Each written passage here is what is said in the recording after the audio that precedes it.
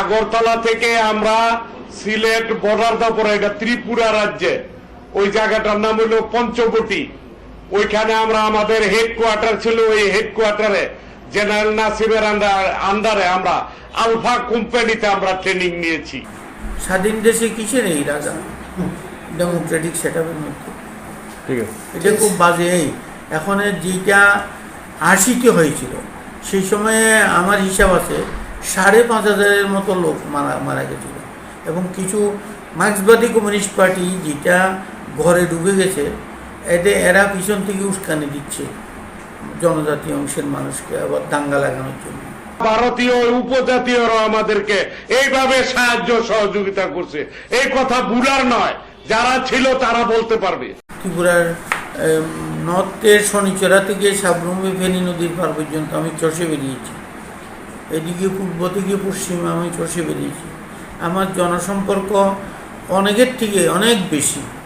আজ আমি মানুষের পালসটা যেটা বুঝি।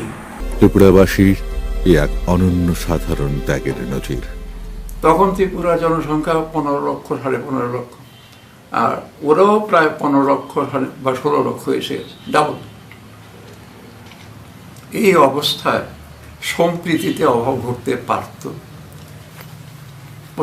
এবং এই শুধু কিন্তু আগরতলা না, একদম ধর্মনগর থেকে শুরু করে এদিকে সাবরুম পর্যন্ত এন্টায়ার এরিয়া। বাংলাদেশ থেকে যে সমস্ত যে মুসলিম বা হিন্দু ছেলে এসছে, এদের থেকে তৈরি করতে হতো মুক্তি ফৌজ।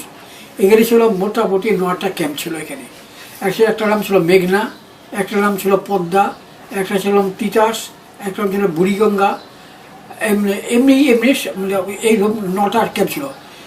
প্রথম ক্যাম্পটা ছিল চলিলাম, তারপর উদয়পুরের পালাটানা ছিল সবচেয়ে বড় ক্যাম্প।